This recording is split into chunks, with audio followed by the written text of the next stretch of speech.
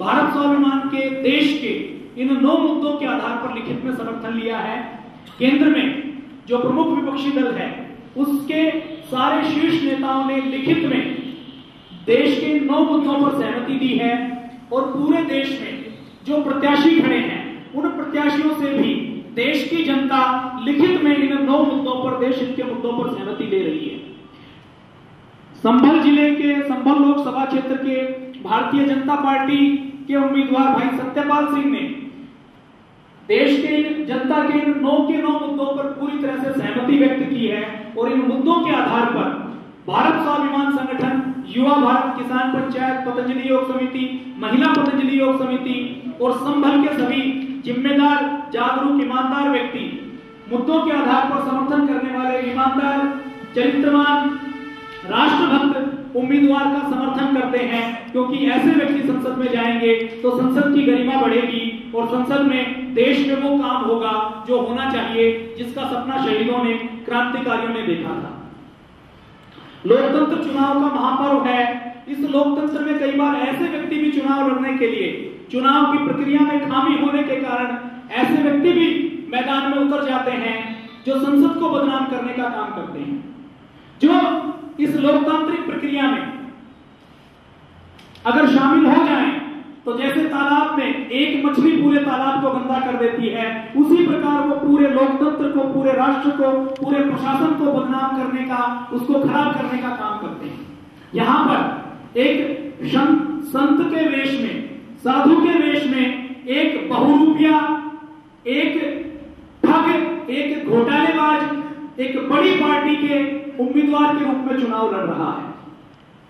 साधु संतों के नाम पर, भारतीय संस्कृति के नाम पर जो कलंक है, जिसको कांग्रेस पार्टी ने सुनियोजित ढंग से भारतीय धर्म को, संस्कृति को, साधु संतों को बदनाम करने के लिए एक फर्जी, जिसका कोई आधार नहीं है, ऐसी संत समिति बनाकर, फर्जी संगठन बनाकर, जिसका अध्यक्ष के रूप में उसको प्रमोट करके, उसका प्रचार करके भारतीय संतों को और धर्म संस्कृति को बदनाम करने का काम कर रहे हैं। जब देश में ईमानदार, चरित्रवान लोगों की सरकार आएगी, आगे जब सरकार बदलेगी तो आगे आने वाली सरकार इस बहुरूपिये के सारे काले कारनामों को उजागर करेगी। इसके ऊपर लगे हुए एक एक आरोपों को, एक एक कारनामे की पूरी तरह से निष्पक्ष जांच की जाएगी और जांच के बाद ही पता लगेगा कि इस व्यक्ति का स्थान संत के रूप में मंच पर होना चाहिए, धर्म की वेदी पर होना चाहिए या जेल में होना चाहिए। तो आने वाली सरकार के सामने भारत स्वाभिमान पूरा संघर्ष करेगा कि निष्पक्ष जांच करके जो व्यक्ति, जिसने जो पाप किए हैं, उसके काले कारनामे देश व समाज के सामने आए और न्यायिक प्रक्रिया में जो उचित उसका दंड होता है वो दंड का सहभागी बने, जिससे देश का सारा प्रशासन, देश में न्याय की स्थापना हो, धर्म की स्थापना हो, सत्य की स्थापना हो। हम संभल जिले की जनता की ओर से, क्योंकि अब वो संभल के प्रत्याशी हैं, हम ऐसे व्यक्ति से कुछ सवाल पूछना चाहते हैं जो आज संभल लोकसभा क्षेत्र के प्रतिनिधि के रूप में यहां खड़ा है और जो ये दावा करता है कि मैं संसद में जाकर देश को चलाऊंगा, इस क्षेत्र का प्रतिनिधित्व करूंगा। तो संभल की जनता की ओर से, भारत स्वाभिमान की ओर से हम उनसे कुछ सवाल पूछना चाहते हैं जो आरोप उनके ऊपर हैं, जो चर्चाएं शहर में चलती हैं, जो चर्चाएं क्षेत्र में चलती हैं, जो उनके बारे में तरह तरह के आरोप लगाए जाते हैं, बातें कही जाती हैं। हम ये नहीं कहते कि उसमें कितना सत्य है और कितना झूठ है, लेकिन कहीं अगर धुआं उठता है तो हो सकता है कहीं ना कहीं आग हो। वो अब क्योंकि जनसेवक के रूप में भी सामने आ रहे हैं, वो पूरे क्षेत्र का प्रतिनिधित्व करने जा रहे हैं, तो उनका दायित्व बनता है कि वो प्रामाणिकता के साथ, ईमानदारी के साथ, पारदर्शिता के साथ अपने ऊपर उठने वाले हर सवाल का सामने आकर उत्तर दें, सामने आकर अपना पक्ष रखें, जिससे जनता को यह पता लग सके कि सामने जो व्यक्ति खड़ा है वो कैसे संसद में जाकर क्षेत्र की जनता की समस्याओं का समाधान करेगा, देश को विकास के रास्ते पर लेकर जाएगा। लगभग 20 बीघा जमीन पर अचोड़ा कंबोह में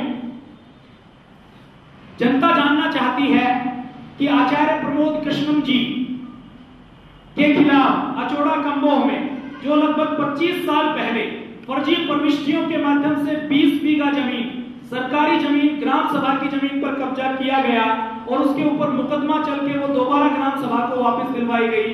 तो उसके पीछे क्या राज है? क्या उन्होंने जमीन पर कब्जा किया था तो किस नियत से किया था? क्या उनको ये शोभा देता है? और कब्जा करने के बाद न्यायालय ने वो वापस क्यों दिलवाई? क्षेत्र की जनता के सामने प्रमोद कृष्णम अपनी स्थिति को स्पष्ट करेंगे। हिंदू धर्म एक साधु का, एक संत का, एक सन्यासी का, एक आचार्य का बहुत सम्मान करता है। हिंदू धर्म की मान्यताओं के अनुसार व्यक्तिगत जीवन बहुत मर्यादित और संयमित होना चाहिए। हिंदू धर्म में कहीं भी अश्लील नृत्य, अश्लील भाव भंगिमाएं और निम्न चरित्र की युवतियों को मंच पर बुलाने के लिए नहीं लिखा हुआ। तो ये आचार्य प्रमोद कृष्णम जी महाराज धार्मिक आयोजनों में निम्न चरित्र की हीरो हीरोइनों को, दूसरी महिलाओं को बुलाकर अश्लील नृत्य क्यों करवाते हैं? 6 महीने पहले क्या यह तर्कसंगत है? क्या यह उचित है? क्या यह संत के वेश में जो व्यक्ति है उसको शोभा देता है? क्षेत्र की जनता उनसे यह सवाल पूछती है। 6 महीने पहले अचोड़ा कंबोह में उन्होंने गौशाला स्थापित करने की घोषणा की और उसके तुरंत बाद जो इस क्षेत्र में गौ हत्या के लिए, जीव हत्या के लिए, जंतुओं की हत्या के लिए कुख्यात है, ऐसे इकबाल महमूद जो रोज हजारों पशुओं का खून करवाते हैं, जो गौ हत्या के लिए जिम्मेदार हैं, उनके साथ मिलकर मुलाकात करके, गुप्त वार्ता करके क्या चर्चा की? क्या गौशाला का ढोंग और पाखंड वो गौ माता को कत्ल खाने में भिजवाने के लिए करवाना चाहते हैं? वो सामने आकर जनता को इसका उत्तर दें। तौकीर रजा जो दंगों का प्रमुख आरोपी है, उसके साथ धर्माचार्य का चोला पहनकर मिलकर जाने का क्या औचित्य है? मंचों पर एक दंगे के प्रमुख आरोपी के साथ रहने का क्या औचित्य है? और उसके साथ राजनीतिक पार्टी बनाकर आचार्य प्रमोद कृष्णम जी क्या देश को अपराध की, अशांति की ओर धकेलना चाहते हैं? अबू सलेम जो कुख्यात आतंकवादी रहा है, मोनिका बेदी इनके मंचों पर आती रही हैं। क्या इनके आतंकवादियों से संबंध रहे हैं? क्या और किस आतंकवादी के साथ इसके संबंध है और किस प्रकार के संबंध है? क्षेत्र की जनता उनसे उत्तर चाहती है। कल की पीठ, भारतीय धर्म संस्कृति में 4 प्रकार की पीठ, 4 प्रकार के मठों की स्थापना आदि गुरु शंकराचार्य जी महाराज ने की। कल की पीठ नाम की कोई पीठ किसी भी पुराण में, किसी भी प्राचीन ग्रंथ में कहीं भी उल्लेखित नहीं है। तो ये कल की पीठ को किसने मान्यता दी? क्या कल की पीठ नाम से एक ब्राह्मण प्रचार करके इन्होंने हिंदू धर्म के करोड़ों अनुयायियों के साथ खिलवाड़ नहीं किया? इसका उत्तर आचार्य प्रमोद कृष्णम क्षेत्र की जनता को दे। जब इस नाम की कोई पीठ हो ही नहीं सकती तो ये कैसा पीठाधीश्वर है? झूठे सम्मान के लिए, प्रचार के लिए इन्होंने पीठाधीश्वर शब्द का, जो भारतीय धर्म और संस्कृति में बहुत सम्मानित शब्द है, उसका दुरुपयोग क्यों किया? इसका उत्तर क्षेत्र की जनता उनसे चाहती है। भारतीय धर्म और संस्कृति में आचार्य, साधु, संत, गुरु शिष्य की परंपरा से आते हैं। आचार्य प्रमोद कृष्णम जी क्षेत्र की जनता को स्पष्ट करें कि यदि वो आचार्य हैं, यदि वो साधु या संत मानते हैं, तो उनका गुरु कौन है? यदि गुरु नहीं है तो वो अपने आप को गुरु कैसे कहते हैं? और यदि वो अपने आप को गुरु नहीं कहते तो कल की आयोजन के समय वो हजारों व्यक्तियों को दीक्षा देने का, शिष्य बनाने का ढोंग, पाखंड क्यों रचते हैं? इस प्रकार से भारतीय धर्म संस्कृति की सारी जड़ों को हिलाने के लिए, भारतीय धर्म और संस्कृति को बदनाम करने का काम क्यों कर रहे हैं? इसका स्पष्टीकरण क्षेत्र की जनता उनसे चाहती है। गुरु शिष्य की परंपरा में अगर वो कहते हैं कि मैंने इंटर कॉलेज से पढ़ाई की, तो इंटर कॉलेज के उनके गुरुओं से आज भी जाकर कोई संपर्क करता है तो उनके गुरु कहते हैं कि पूरे विद्यालय के इतिहास में अब तक सबसे अधिक कोई बदमाश और कुख्यात बच्चा रहा है तो वो प्रमोद कृष्णम रहा है। ये उनके गुरुओं की स्टेटमेंट। सारी चीज है। तो आचार्य प्रमोद कृष्णम जी बताएं वो किस अखाड़े से, किस परंपरा से हैं, कौन उनका गुरु है? कब उन्होंने आचार्य की दीक्षा ली, कब उन्होंने संन्यास लिया, कब उन्होंने इस प्रकार की कोई डिग्री ली।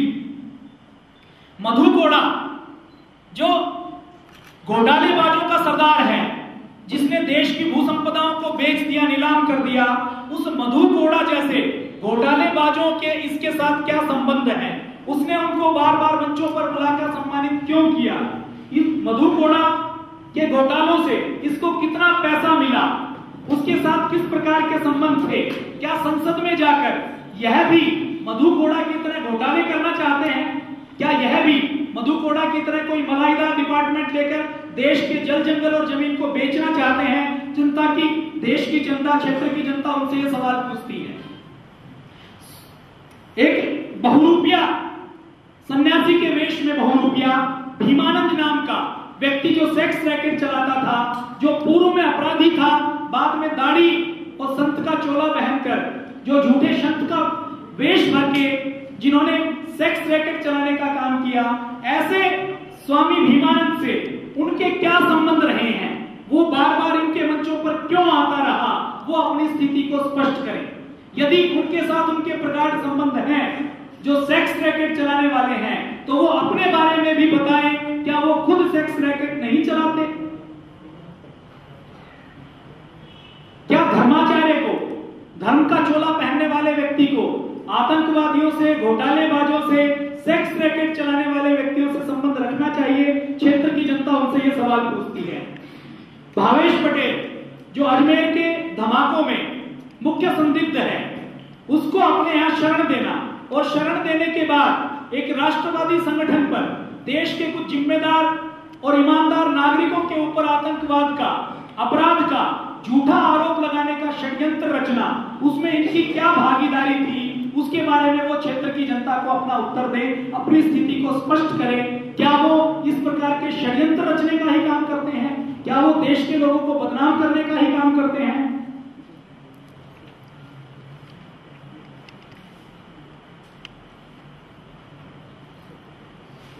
आचार्य प्रमोद कृष्ण स्पष्ट करें, इनके व्यक्तिगत खेत में क्या इन्होंने शराब की दुकान चलाने की अनुमति दे रखी है? इनकी खेत में जो शराब की दुकान चल रही है, शराब की भट्टी चल रही है, वो क्यों चल रही है? क्या वो संसद में जाने के बाद ऐसे कानून बनाएंगे जिससे देश का हर बच्चा शराबी बन जाए, देश का हर बच्चा नशे की गिरफ्त में चला जाए? तो अपने खेत में शराब की दुकान चलवाना क्या एक संत को शोभा देता है? क्या वो चुनाव जीतकर पूरे क्षेत्र में शराब की दुकानें खुलवाना चाहते हैं?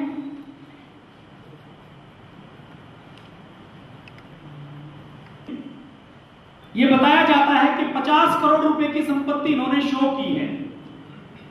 क्षेत्र की जनता उनसे पूछना चाहती है, उनके पास पैतृक संपत्ति कितनी थी, उनका क्या व्यापार रहा है, उनकी कौन सी फैक्ट्री चलती है, उनके पास 50 करोड़ रुपए की संपत्ति कहां से आई?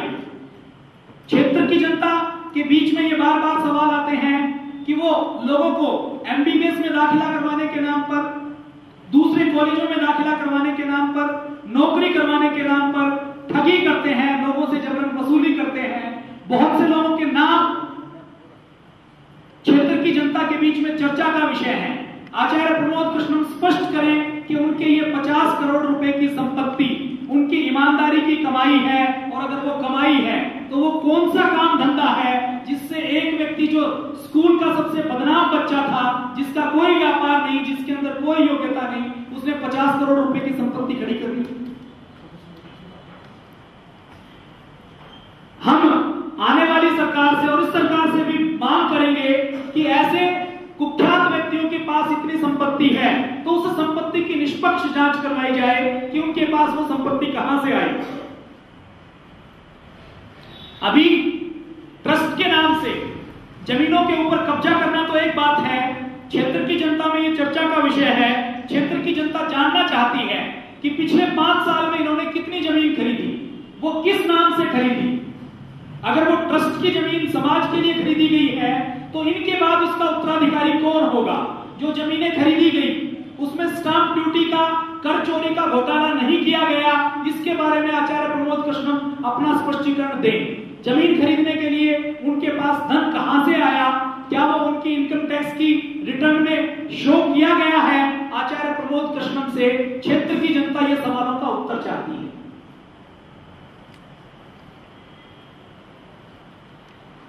एशिया का एक बड़ा शराब का कारखाना मोहन मिकिन्स, उसके साथ शराब के कारोबारियों के साथ इनके क्या क्या संबंध रहे हैं, वो कितने साल तक शराब का कारोबार से जुड़े रहे हैं या नहीं जुड़े रहे, शराब के व्यापारियों से उनके क्या संबंध है, इसके बारे में क्षेत्र की जनता स्पष्टीकरण चाहती है। क्योंकि क्षेत्र की जनता अपने क्षेत्र से ऐसे किसी प्रतिनिधि को नहीं भेजना चाहती जो क्षेत्र के युवाओं को नशे की गिरफ्त में झोंके।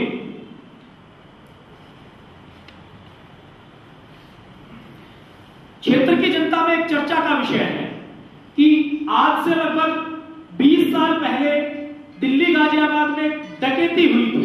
उस डकैती में 2 लोग पकड़े गए थे और एक व्यक्ति की टांग टूटी थी और ये कहा जाता था कि उसमें एक विशेष व्यक्ति शामिल था। आचार्य प्रमोद कृष्णम जी स्पष्ट करें कि उस डकैती के साथ उनका कोई संबंध नहीं था और जो टांग टूटी थी वो व्यक्ति वो नहीं थे। वो क्षेत्र की जनता के सामने आकर बताएं कि उस डकैती में उनका कोई संबंध नहीं था और उनकी कभी कोई टांग इस प्रकार की दुर्घटना में नहीं टूटी। क्षेत्र की जनता के सामने ये चर्चा का विषय है कि मन्नू नाम की एक कॉलगर्ल और इसके साथ साथ किरण नाम की एक कॉलगर्ल जो बहराइच के पान होटल में पकड़ी गई थी, उसको जमानत देने में क्या इनके परिवार के लोग थे, उनके साथ इनका किसी प्रकार का संबंध था? क्षेत्र की जनता के सामने एक बड़ा सवाल है कि ये आचार्य प्रमोद कृष्णम कुछ लोगों को लड़कियां सप्लाई करने का काम करता था। भारत स्वाभिमान इसका आरोप नहीं लगा रहा, लेकिन क्षेत्र की जनता के प्रतिनिधि के तौर पर हम उनसे सवाल पूछ रहे हैं कि अगर उनका कोई संबंध नहीं था तो वो सामने आकर बताएं कि उनका सेक्स रैकेट से कभी कोई संबंध नहीं रहा, वो किसी मन्नू और किरण नाम की लड़की के कभी संपर्क में नहीं रहे।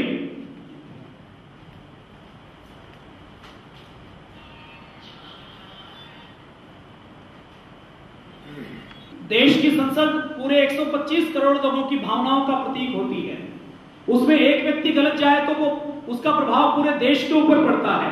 तो भारत स्वाभिमान ऐसे व्यक्तियों के बारे में पूरी जानकारी क्षेत्र की जनता को देना चाहता है और क्षेत्र की जनता का ये सवाल है कि ये जो सवाल क्षेत्र में उठ रहे हैं इनके बारे में आचार्य प्रमोद कृष्णम जी सामने आए, अपनी स्थिति को स्पष्ट करें और अपने ऊपर लगने वाले आरोपों के बारे में तर्क से, तथ्यों से, प्रमाणों के साथ, पारदर्शिता के साथ अपना पक्ष रखें। ऐसे संदिग्ध चरित्र, समाज विरोधी चरित्र, धर्म विरोधी व्यक्ति को हम पूरी तरह से बेनकाब करेंगे और ऐसे व्यक्तियों का समाज में जो बहिष्कार होना चाहिए और सज्जन व्यक्तियों का जो सम्मान होना चाहिए उसको भारत स्वाभिमान अंतिम दम तक लड़ाई लड़ेगा और उसको करेगा। तो ये कुछ सवाल जो जनता के हैं वो मैंने मीडिया के माध्यम से आप लोगों के सामने रखे। शपथ पत्र में काले धन, भ्रष्टाचार के साथ साथ हमारी जो मुख्य मांगे हैं उसमें CBI, CVC, CEC, CAG, Lokpal की निष्पक्ष व न्यायपूर्ण नियुक्ति करना, शिक्षा में स्वदेशी का भारतीय भाषाओं का प्रावधान करना, भारत स्वाभिमान आंदोलन के व्यवस्था परिवर्तन के मुख्य मुद्दे, किसान आय आयोग की स्थापना करना, समाज शिक्षा, समाज चिकित्सा व्यवस्था, चुनाव सुधार इत्यादि की व्यवस्था करना, ये सब हमारे मुख्य मुद्दे हैं। इसकी प्रति मीडिया के माध्यम से पूरे क्षेत्र के लिए भाइयों को उपलब्ध करवाई है। तो ये आचार्य प्रमोद कृष्णम के बारे में जो जानकारी है वो हम क्षेत्र की जनता के सामने रख रहे हैं और क्षेत्र की जनता के माध्यम की ओर से हम उनसे सवाल भी पूछ रहे हैं कि वो इन सब का उत्तर सार्वजनिक मंच पर आए, सार्वजनिक मंच पर आकर वो इन सब का उत्तर